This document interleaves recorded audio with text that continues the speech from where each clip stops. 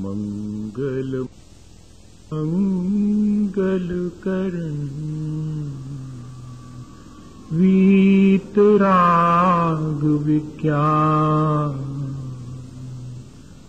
नमो ताहि जाते भगे अरहंतादि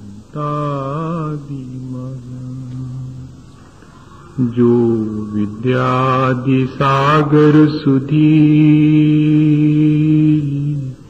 जो विद्यादि सागर सुधी गुरु हैं हितैषी शुद्धात्म में निरत नित्य हितोपदेशी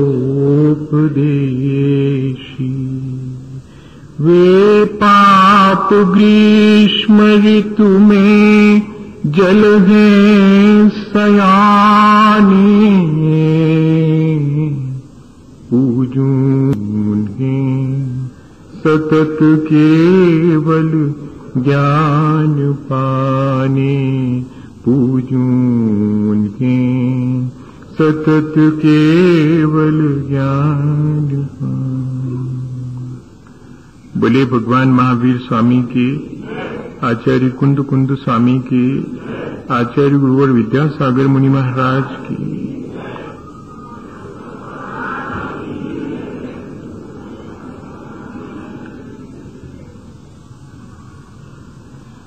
हम सभी एक बात बहुत अच्छी तरह से पिछले दिनों समझ गए हैं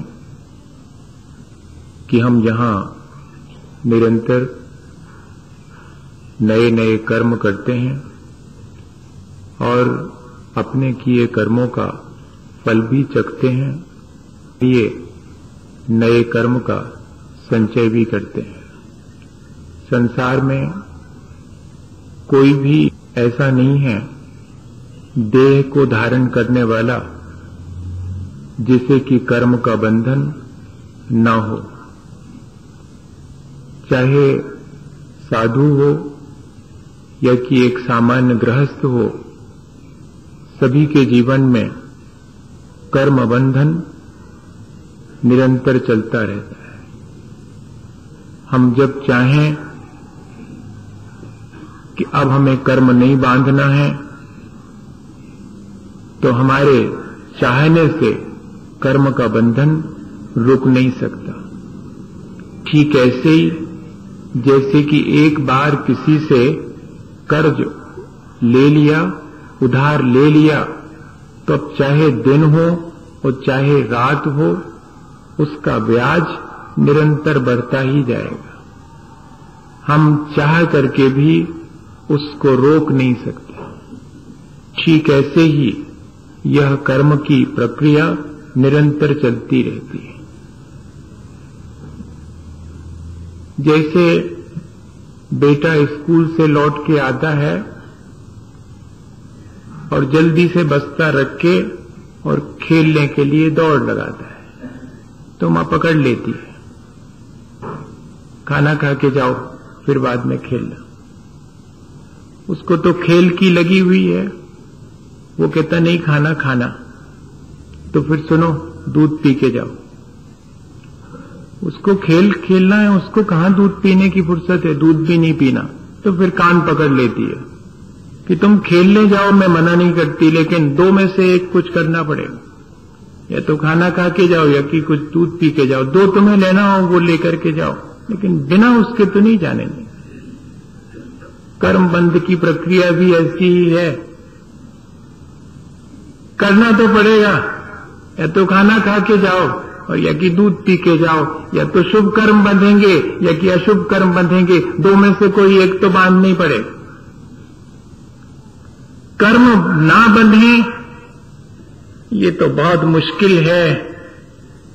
जब तक देह धारण करी है तब तक तो कर्मों के बंधन से मुक्ति इतनी आसान नहीं है, पर इतनी चॉइस हमारी है कि हमें शुभ बांधना है कि अशुभ बांधना है, ये हमारी चॉइस है और हमें इसका लाभ उठाना चाहिए। जब कर्म बांधना ही है हम कुछ ना कुछ कर्म करते हैं जिससे कि हमारे जैसे परिणाम बनते हैं वैसे नए कर्म हमारे अंदर संचित होते हैं। जब ये क्रिया निरंतर चल ही रही है तो फिर अब मेरा अपना कौशल है, मेरी अपनी दक्षता है, मेरी अपनी आर्ट है, मेरी अपनी टेक्नोलॉजी है कि मैं इसमें से क्या चाहता हूं, मेरी चॉइस क्या है। मैं शुभ को चाहता हूं कि अशुभ को चाहता हूं। मैं जिसे चाहूं वैसा बांध सकता हूं। और भैया, कर्म बंध की प्रक्रिया को जीतने का यही उपाय है। मैं मनुष्य हूं तो यदि देव नहीं बन पाता हूं तो कम से कम ऐसा तो करूं कि मनुष्य ही रहा हूं, ऐसा तो ना करूं जिससे कि मैं पशुता पर उतर जाऊं। ये तो मेरा विवेक है। तो मुझे अगर कर्म बांधने ही है तो ऐसे बांधूं जिससे कि देवत्व को प्राप्त करूं, ऐसे बांधूं कि कम से कम अपने भीतर की मनुष्यता तो बरकरार रही आए। ऐसे खोटे कर्म तो नहीं बांधूं जिससे कि मुझे पशुता की तरफ या कि नरक की तरफ उतरना पड़े। बस ये हमें अब अपने कर्मों को जीतने के लिए प्रक्रिया करनी है। संसार के घात प्रतिघात से बचने का नाम यही है कि संसार के जो घात प्रतिघात हैं वे मुझे निरंतर अशुभ में ले जाते हैं। मैं संसार के घात प्रतिघात से बच के परोपकार में लग जाऊं। कर्मों को जीतने का तीसरा उपाय ये हमारे हाथ में।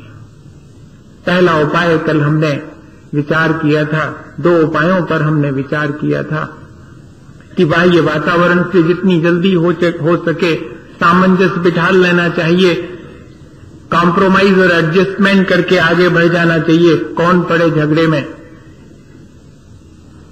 मैं सबकी सब बातें चुपचाप मान लेता हूं।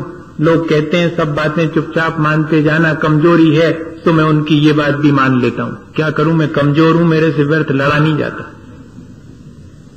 ये एक बार हमारे जीवन का हम सूत्र बना लेवे, ऐसी कमजोरी हमें स्वीकार है। कम से कम व्यर्थ के घात प्रतिघात से तो बच जाएंगे। तो पहला उपाय कर्मों को जीतने का यही था।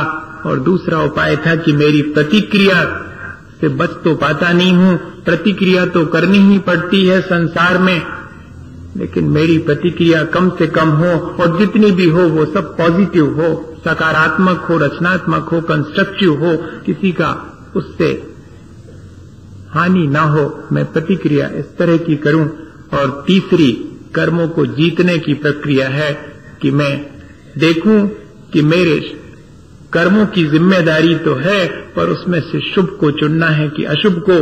तो दिन भर में ज्यादा से ज्यादा मैं शुभ कर्मों को चुनूं, जो मुझे करना है वो शुभ ही करूं और अशुभ से बचूं। संसार के घात प्रतिघात में तो सिर्फ अशुभ की तरफ ही बढ़ना होता है। उसको जरा अपन समझेंगे कि क्या है संसार का घात और प्रतिघात। अभी पहले ये समझ लें कि मैं अपने कर्मों को कैसे शुभ करूं और कैसे अशुभ कर्मों से बचूं। जैसे ही अगर हम अशुभ कर्म से नहीं भी बच पा रहे हैं और यदि हम शुभ कर्म करना शुरू कर देते हैं तो अशुभ कर्मों का दबाव अपने आप कम होने लगता है और शुभ का डोमिनेट हो जाता है। अगर मुझे अपने शुभ कर्मों को बढ़ाना है तो फिर मैं जब भी विचार करूं तो दूसरे के हित का विचार करूं। ऐसा विचार न करूं जिससे कि बैर विरोध कलह और असंतोष बढ़े। मैं अगर बोलूं तो ऐसी वाणी बोलूं जिससे कि दूसरे का और मेरा अहित ना हो, जिससे कि वातावरण में क्षोभ उत्पन्न ना हो। मैं अगर शरीर से कोई क्रिया करूं या कि जितने भी मुझे साधन मिले हैं अपने संसाधन दिन भर के उपयोग के, उन सब का ऐसा उपयोग करूं जिससे कि मेरे आसपास के परिवेश में और अव्यवस्था ना फैले, मिसमैनेज ना हो मेरे अपने शरीर से और मेरे अपने उपयोग में आने वाले साधनों से। क्या मैं इस तरह से अपने वर्तमान के कर्मों को एक दिशा दे सकता हूं? दे सकता हूं। अगर ध्यान में बना रहे तो फौरन हम अपने